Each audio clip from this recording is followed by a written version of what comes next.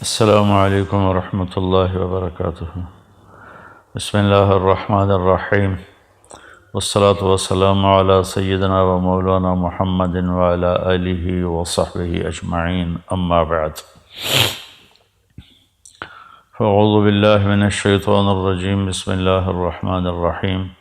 یا ایہا الذین آمنوا کتب علیکم الصیام کما کتب علی الذین من قبلکم لعلکم تتقون۔ اللہ کا لاکھ لاکھ شکر ہے، احسان ہے کہ رمضان شریف کے پہلے 10 دن اللہ تعالیٰ نے عافیت سے گزروا دیے۔ جن بھائی بہنوں نے روزے رکھے اللہ انتہائی قبول فرمائے، تراویح پڑھی اللہ قبول فرمائے۔ جن بھائی بہنوں کی بیماری کی وجہ سے چھوٹ گئے اللہ ان کو صحت کاملہ نصیب فرمائے۔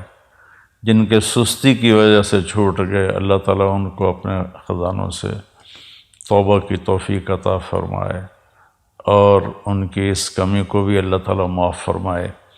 تو سب کے لیے دعا کرتے ہیں۔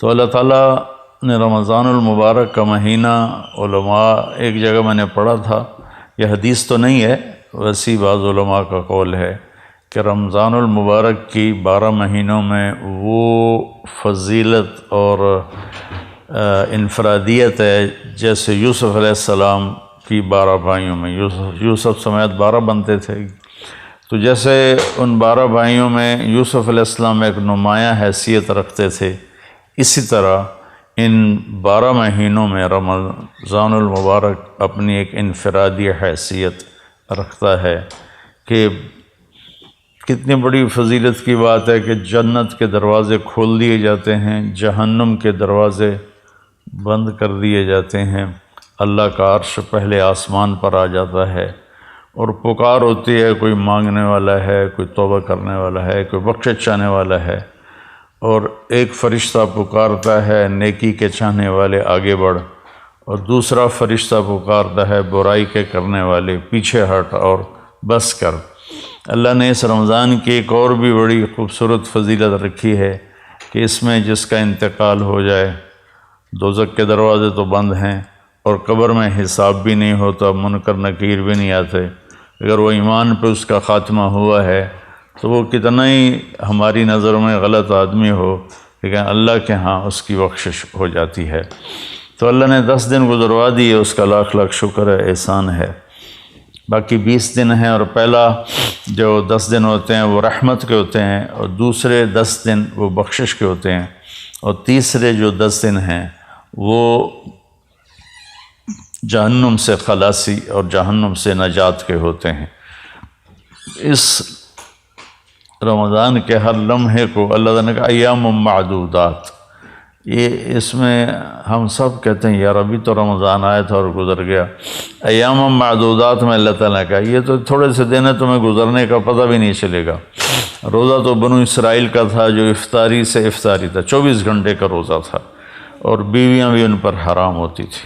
اللہ نے ہمارے لیے تو آسانی فرما دی ہے، افطاری اور سحری رات اللہ تعالیٰ نے ہر حلال کو حلال کر دیا۔ تو میرے بھائی بہنوں، میرے عزیزوں، میرے پاکستانی بہن بھائیوں، میں پوری امت مسلمہ سے بات کرنے کی نیت کرتا ہوں کہ ہر آنے والا دن ہماری زندگی کو کاٹ کے لے جا رہا ہے اور ہم تیزی سے اللہ کی طرف بڑھ رہے ہیں۔ افلا، ایک حدیث یاد آ گئی زمانے کے بعد، انکم فی زمان ہدنا وان السیر بکم لسریع افلا ترون الی اللیل والنہار یقربان کل بعید ویبلیان کل جدید ویاتیان بکل موعود۔ قال مقداد رضی اللہ تعالی عنہ والحزن یا رسول اللہ، قال دار بلاء وانقطاع، وإذا التبست عليكم الأمور كقطع الليل المظلم فعليكم بالقرآن فإنه ماحل مصدق وشافع مشفع، من جعله أمامه ساقه إلى الجنة ومن جعله خلفه ساقه إلى النار، أو كما قال عليه الصلاة والسلام۔ میرے نبی نے فرمایا کہ تم ہدنہ کے زمانے میں ہو، تم دیکھتے نہیں ہو کہ دن رات کتنی تیزی سے آنے والے وقت کو قریب لا رہے ہیں، اور تیزی کے ساتھ وہ ہماری جوانی کو بڑھاپے کی طرف تبدیل کر رہے ہیں، اور تیزی کے ساتھ اللہ کے وعدے کو قریب لا رہے ہیں، یعنی قیامت، اور قیامت کے بعد حساب کتاب۔ تو مقداد رضی اللہ تعالیٰ نے پوچھا یا رسول اللہ ہدنہ کیا ہے؟ تو آپ نے فرمایا مصیبتوں کا گھر اور مٹ جانے والا گھر، یہ ہے ہدنہ، یعنی یہ دنیا۔ تو جب ایک ایسا وقت آئے تم پر کہ ہر چیز تمہارے اوپر کھل نہ سکے اور اندھیرا چھا جائے، تمہیں سمجھ میں نہ آئے میں اب کیا کروں، کدھر جاؤں، فعلیکم بالقرآن، تو تم قرآن کو مضبوطی سے تھام لینا، کہ یہ وہ جھگڑا کرنے والا ہے جس کا جھگڑا اللہ تسلیم کرے گا، وہ سفارشی ہے جس کی سفارش اللہ تسلیم کرے گا، جو اسے آگے رکھے گا یہ اسے جنت میں پہنچائے گا، جو اسے پیچھے رکھے گا یہ اسے دھکا دے کے جہنم میں گرائے گا۔ تو اللہ تعالیٰ نے ہماری خوش قسمتی کہ ہمیں قرآن دیا جو آج تک محفوظ ہے، اس کا ایک ایک لفظ محفوظ ہے، اس کے زیر زبر تک محفوظ ہیں۔ تو باقی کتابیں تو تبدیل ہو گئیں، ان کے ترجمے ہو گئے، لیکن قرآن ایک ایسی کتاب ہے جو دنیا میں سب سے زیادہ پڑھی جاتی ہے، یاد کی جاتی ہے۔ کتنا بڑا معجزہ ہے کہ چھوٹا سا بچہ پاکستانی جس کو پتہ بھی نہیں کہ میں کیا پڑھ رہا ہوں، 7 سال کی عمر میں وہ قرآن یاد کر لیتا ہے، اور 70 سال کی عمر میں بھی یاد کر لیتا ہے۔ تو میرے بھائی بہنوں، یہ ہے اللہ کا پیغام، ہم نے اللہ کے بندوں کو جا کر سنانا ہے کہ اس مختصر زندگی میں ہم اللہ کو مان لیں۔ اور اللہ نے ہمیں امت وسط بنایا ہے، وَكَذَلِكَ جَعَلْنَاكُمْ أُمَّةً وَسَطًا، نہ ہمارے اندر زیادتی اللہ چاہتا ہے نہ کمی چاہتا ہے۔ زیادتی اور کمی سے مراد ہے کہ عبادات میں اتنا کھب جانا کہ دنیا ہاتھ سے چلی جائے، یا دنیا میں ایسے کھب جانا کہ آخرت ہاتھ سے چلی جائے۔ اللہ نے یہ ہمارے لیے نہیں بنایا۔ وَكَذَلِكَ جَعَلْنَاكُمْ أُمَّةً وَسَطًا، تم اعتدال کی امت ہو۔ تو عبادت کرتے کرتے دل میں ایک تکبر سا آ جاتا ہے، اور آدمی نہ داڑھی والا آدمی کسی کلین شیو کو دیکھتا ہے تو ایک لاشعوری کراہت اس کے دل میں پیدا ہو جاتی ہے۔ برقع والی پردہ خاتون جب کسی بے پردہ عورت کو دیکھتی ہے تو اس کے دل میں ایک لاشعوری کراہت اور ایک لاشعوری اس کی کمی پیدا ہو جاتی ہے۔ ایسے ہم کسی کو کمیوں کا، نمازی آدمی بے نمازی کو دیکھتا ہے۔ تو میرے بھائی بہنوں، اپنے روزوں کی حفاظت کرو، اپنی عبادات کی حفاظت کرو، سب کے عیب دیکھنے سے اپنے آپ کو اندھا کر لو، اور سب کی برائی سننے سے اپنے آپ کو بہرا کر لو، اور سب کی برائی بولنے سے اپنے آپ کو گونگا کر لو، تو اللہ کی قسم آپ کا دل سورج کی طرح روشن ہو جائے گا۔ اب وہ فرید الدین عطار رحمۃ اللہ علیہ کا ایک شعر ہے، لب بند و چشم بند و گوش بند گرنہ بینی نور حق برما بخند، اپنی آنکھوں کو روک لے غلط دیکھنے سے، اپنے کانوں کو روک لے غلط سننے سے، اپنی زبان کو روک لے غلط بولنے سے، پھر اگر تیرا دل روشن نہ ہو تو مجھے آ کے پکڑ لینا۔ تو ہمارے معاشرے میں ماشاءاللہ عبادات بہت ہیں، لیکن اس کی حفاظت بہت کم ہے۔ ایک غیبت کا بول سارے دن کے روزے کو لے کے چلا جاتا ہے، ایک حقارت کی نظر وہ سارے دن کی بھوک اور پیاس کو لے کے چلی جاتی ہے۔ عیسیٰ علیہ السلام تشریف لے جا رہے تھے، ان کے ساتھ ان کے صحابہ تھے، اوپر پہاڑ کی چوٹی پہ ایک ڈاکو رہتا تھا۔ تو اس نے جب عیسیٰ علیہ السلام کو دیکھا تو اسے ندامت ہوئی، اور اس نے وہیں بیٹھ کے توبہ کی، یا اللہ آج کے بعد میں توبہ، میں کوئی ڈاکہ نہیں ڈالوں گا، اور میں تیرے نبی کے ساتھ رہوں گا۔ نیچے آیا اور ساتھ چلنے لگا۔ تو عیسیٰ علیہ السلام کے صحابہ میں سے ایک کی ایسے نظر پڑی، اور تو اس کو یوں دیکھا، کہاں صرف اتنا کہا حقارت سے، مطلب یہ تو ادھر کدھر آ گیا۔ تو اس وقت جبریل اترے اور انہوں نے کہا کہ اے روح اللہ، اللہ تعالیٰ فرما رہے ہیں آپ کے پیچھے 2 آدمی ہیں، ایک آپ کا صحابی ہے اور ایک میرا بندہ ہے گناہگار۔ تو آپ ان دونوں سے کہیں کہ فَلْيَسْتَأْنِفَ الْعَمَلَ، کہ دونوں کے دونوں نئے سرے سے اپنے عمل کو، زندگی کو شروع کریں۔ جو آپ کا صحابی ہے اس کے سارے عمل میں نے رد کر دیے ایک میرے بندے کو حقیر سمجھنے کی وجہ سے، اور وہ جو ڈاکو ہے اس کے سارے گناہ میں نے معاف کر دیے ندامت کی وجہ سے۔ تو اب دونوں زیرو ہیں، ایک کی جو بیلنس شیٹ ہے اس میں سے ساری نیکیاں مٹ گئیں، کسی کو حقیر سمجھا، دوسرے کی بیلنس شیٹ سے سارے گناہ مٹ گئے کہ ندامت آئی، 2-4 آنسو ٹپکے اور وہ ساتھ ہو لیا۔ ہم اپنے اس روزے کی تلاوت کی کتنی ماشاءاللہ لوگ ہمت کرتے ہیں، تو کئی تو ایک دن میں پورا قرآن ختم کر دیتے ہیں۔ تو اس کی حفاظت بھی کرنی ہے کہ ہماری آنکھیں عیب نہ دیکھیں، ہماری زبان غیبت سے بچے، ہمارے کان برائی سننے سے بچیں۔ معاذ اسلمی رضی اللہ تعالیٰ عنہ کو حد لگی اور وہ ان کو سنگسار کیا گیا، تو 2 صحابی آپس میں باتیں کر رہے تھے کہ اچھا بھلا اللہ نے پردہ ڈالا تھا، اپنے آپ کو اس نے ننگا کیا اور رسوا ہوا، آپ نے سن لیا۔ آگے جا رہے تھے تو ایک گدھا مردہ پڑا ہوا تھا، اس کی ٹانگیں پیٹ پھول کے اور ٹانگیں اوپر ہو گئی تھیں، تو آپ نے کہا وہ ان 2 کو بلاؤ۔ جب وہ آئے تو آپ نے فرمایا کہ یہاں بیٹھ جاؤ اور اس کو کھا لو۔ وہ کہنے لگے یا رسول اللہ یہ آپ کیا فرما رہے ہیں، مرا ہوا حرام مردار ہم کیسے کھائیں؟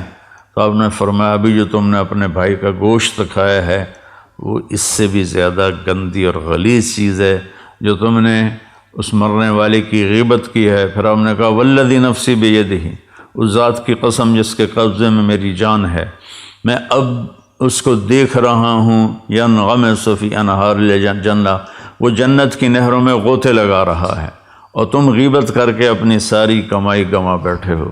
تو میرے بھائی بہنوں، روزے کی حفاظت کریں، غیبت چھوڑیں، گالیاں چھوڑیں۔ ہمارے معاشرے میں اذا تصابت امتی سقطت من عین اللہ، جب میری امت ماں بہن کی گالیوں پر آ جائے گی تو اللہ کی نظروں سے گر جائے گی۔ تو مہربانی کر کے ہم اپنی زبان کو میٹھے بول سے سجائیں، جو ہماری برائی کرے ہم اس کی اچھائی کریں، جو ہمیں گھٹیا سمجھے ہم اسے اچھا سمجھیں، جو زیادتی کرے ہم اسے معاف کریں۔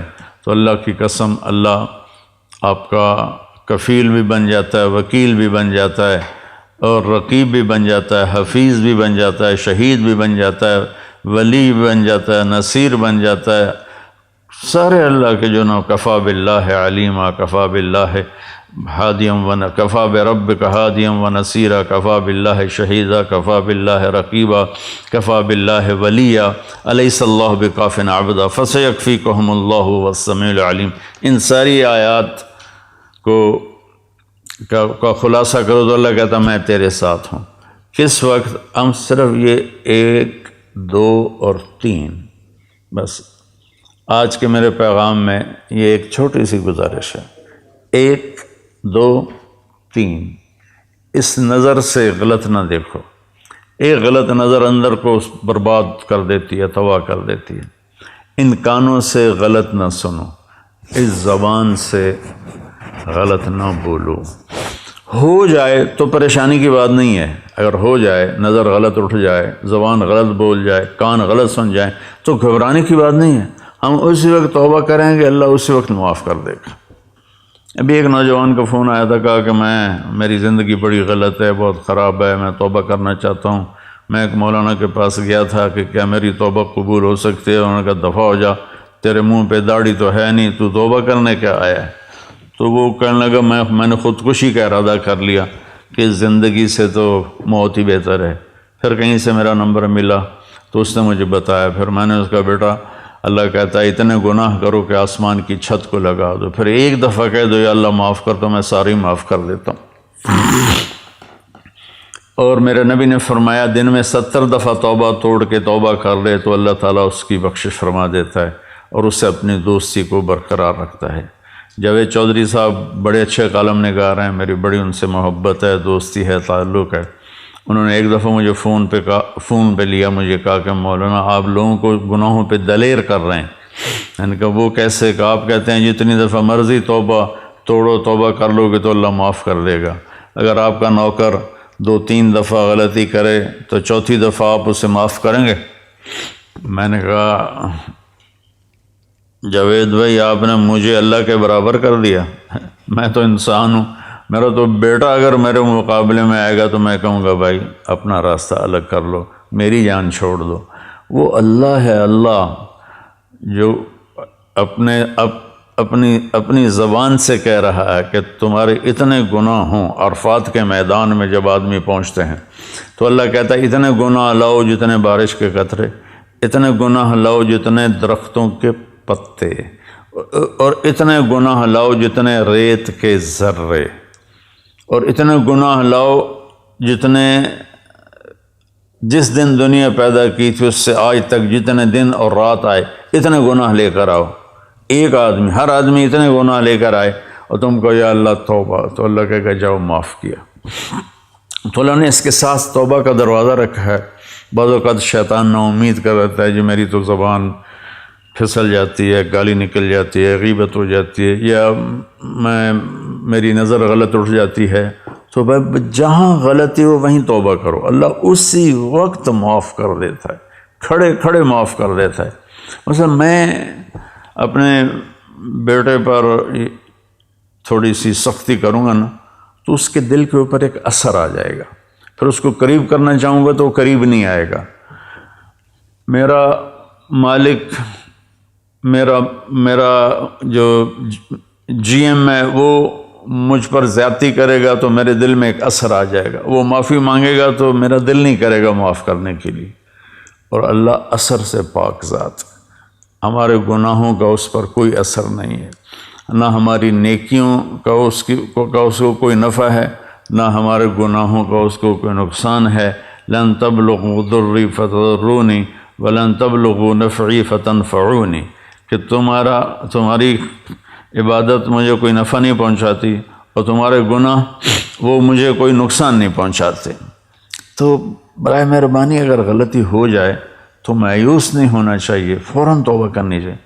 ایک نوجوان کہنے لگا جی پھر کیا فائدہ، ادھر توبہ کرتے ہیں ادھر توڑ دیتے ہیں۔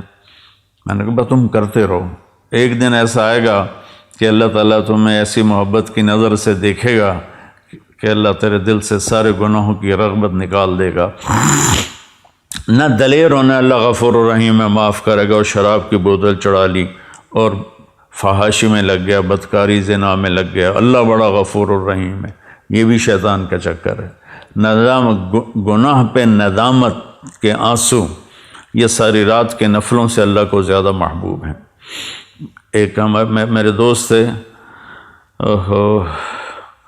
تو ایک دن ان کا فون آیا اور چیخنا شروع کر دیا زور زور سے فون پہ ہی۔ میں نے کہا بھائی کیا ہوا کیا ہوا؟ مجھے شراب کی عادت لگ گئی ہے، چھوٹ نہیں رہی۔ تو میں نے کہا تیرا یہ جو رونا ہے نا یہ تمہیں اس سے آزاد کر دے گا۔ گناہ کی ندامت بعض اوقات نیکی سے بھی افضل ہوتی ہے۔ تو بھائی بہنوں، ہم ایک بدو آیا، یا رسول اللہ ہمارا حساب کون لے گا قیامت کا دن؟ تو آپ نے کہا اللہ۔ تو کہنے لگا واہ واہ واہ واہ، موجاں ہو گئی ہیں موجاں، بخن بخن، جو ہماری پنجابی میں موجاں ہی ہو گئی ہیں موجاں۔ تو آپ نے فرمایا بھائی کیوں کہہ رہے ہو موجاں ہو گئی ہیں بخن بخن؟ کہ یا رسول اللہ بڑا طاقتور بھی ہے اور بڑا سخی بھی ہے، اور سخی آدمی اور مہربان آدمی پکڑ بھی لے تو چھوڑ دیتا ہے، تو وہ تو اللہ ہے، امید ہے اللہ ہمارے گناہوں کو معاف فرمائیں گے۔ تو بیلنس یہ ہے کہ میرا اللہ غفور الرحیم ہے تو گناہوں کے راستے پہ نہ چلیں، اور میرے اللہ نے جہنم بنائی ہے تو مایوس نہ ہو جائیں، بلکہ اس کے درمیان کی زندگی ہو۔ کوشش کریں زبان غیبت سے پاک ہو جائے، چغلی شکایت سے پاک ہو جائے، کسی کا عیب نہ بتاؤ، اللہ آپ کے عیب چھپا دے گا۔ ایک صحابی نے عرض کیا رسول اللہ میں چاہتا ہوں میرے عیبوں کا کسی کو پتہ نہ چلے، تو آپ نے فرمایا استر عیوب اخوانک یسترک ربک یوم القیامہ، تو اپنے مسلمان بھائیوں کے عیبوں پہ پردہ ڈال، اللہ تیرے اوپر پردہ ڈال دے گا اپنی رحمت کا۔ تو اپنی ہر عبادت کو محفوظ کرنے کے لیے یہ 3 چیزیں ہیں، ایک ہماری زبان صحیح چلے، ایک ہماری آنکھ صحیح دیکھے، ایک ہمارے کان صحیح سنیں، تو ہر عبادت محفوظ ہو جائے گی۔ اور اللہ تعالیٰ کو زیادہ عبادت نہیں چاہیے، عبادت کی کثرت مطلوب ہی نہیں ہے۔ لِيَبْلُوَكُمْ أَيُّكُمْ أَحْسَنُ عَمَلًا، کہ ہم یہ دیکھنا چاہتے ہیں تم میں سے خوبصورت عمل کون کرتا ہے۔ میرے بھائی بہنوں، اللہ یہ نہیں چاہتا ساری رات مصلی بچھا کے بیٹھے رہو اور عشاء کے وضو سے فجر کی نماز پڑھو، یہ اللہ نہیں چاہتا۔ اگر چاہتا ہوتا تو میرے نبی اپنے 23 سال نبوت کے عشاء کے وضو سے فجر کی نماز پڑھتے، اور مسلسل روزے رکھنا اللہ نہیں چاہتا۔ اگر یہ ہوتا تو اللہ کا نبی مسلسل روزے رکھتا۔ ہمارے ایک ساتھی تھے، فوت ہو گئے، اللہ ان کی بخشش کرے، وہ 30 سال مسلسل روزے رکھے روزانہ سوائے عیدین۔ پھر ان کے مزاج میں اتنی شدت آ گئی، اتنی سختی آ گئی کہ وہ ایک دفعہ میرے ساتھ چلے میں تشریف لے گئے تھے، میری انہوں نے وہ دھلائی کی کہ مجھے آج تک اس کی کڑواہٹ یاد ہے کہ وہ مزاج ان نیچرل ہو جاتا ہے۔ 3 صحابہ آئے، حضرت عائشہ سے پوچھا کہ اللہ کے نبی گھر میں کیا کرتے ہیں؟ کہ وہ سوتے بھی ہیں، جاگتے بھی ہیں، اپنے بیویوں کے پاس بھی ہوتے ہیں اور اپنے گھر کے کام بھی کرتے ہیں اور نفل بھی پڑھتے ہیں، آرام بھی کرتے ہیں۔ تو انہوں نے کہا یار وہ تو اللہ کے نبی ہیں، بخشائے، ہمیں تو کچھ اس سے زیادہ کرنا چاہیے۔ تو ایک نے کہا میں ساری زندگی پوری رات عبادت کروں گا، دوسرے نے کہا میں ساری زندگی روزے رکھوں گا، تیسرے نے کہا میں ساری زندگی شادی نہیں کروں گا۔ تو اللہ کے نبی کو پتہ چلا تو آپ نے تینوں کو بلا لیا۔ آپ نے فرمایا مجھ سے زیادہ اللہ سے ڈرتے ہو، مجھ سے زیادہ تمہیں اللہ کا پتہ ہے۔ میں اللہ کا نبی ہوں، میں کھاتا بھی ہوں، میں روزہ بھی رکھتا ہوں، میں افطار بھی کرتا ہوں، میں سوتا بھی ہوں، میں نفل بھی پڑھتا ہوں، میں اپنی بیویوں کے پاس بھی جاتا ہوں اور اللہ کو بھی یاد کرتا ہوں۔ کیا تم مجھ سے زیادہ عبادت گزار بننا چاہتے ہو؟ میری امت میں رہبانیت نہیں ہے، میری امت میں رہبانیت نہیں ہے۔ اعتدال والی زندگی اللہ کو پسند ہے۔ ساری دنیا کے اولیاء کرام شیخ عبد القادر جیلانی بن جائیں اور پھر وہ سارے ایک صحابی کے برابر ہونا چاہیں تو کسی صحابی کے برابر نہیں ہو سکتے جن کو اللہ کے نبی کی صحبت نصیب ہوئی۔ تو اسلام ایک معتدل زندگی پیش کرتا ہے۔ یہ اس قسم کے واقعات کتابوں میں ہیں۔ 40 سال عشاء کے وضو سے فجر کی نماز پڑھی اور ساری زندگی میں پڑھ رہا تھا، میں نے 1 سال کھایا پیا نہیں، 1 سال پیا کھایا نہیں، 1 سال نہ کھایا نہ پیا۔ یہ اسلام تو ہمارے پیش کرنے کا نہیں ہے۔ اسلام تو ایک خوبصورت زندگی پیش کرتا ہے۔ ولایت کا مقام عبادت سے نہیں ہوتا ہے، ولایت کا مقام اللہ کے بندوں کے سامنے جھکنے سے ملتا ہے، تواضع اور عاجزی سے ملتا ہے۔ تو ہم اپنے اسلام کو اللہ نے ہمیں معتدل اسلام دیا، اپنے بچوں پر بھی سختی سے نافذ نہ کریں۔ تو بھائی بہنوں، اعتدال سے چلنا اور اللہ کے سامنے سر جھکانا، اور یہ نظریں، یہ زبان، یہ کان، اس کو آپ محفوظ کر لیں۔ اس نے میرے ساتھ یہ کیا، آپ نے کہا چلو درگزر کرو، تو پھر آپ دیکھو گے اللہ تعالیٰ آپ کی زندگی میں کیسے بہار لاتا ہے۔ السلام علیکم۔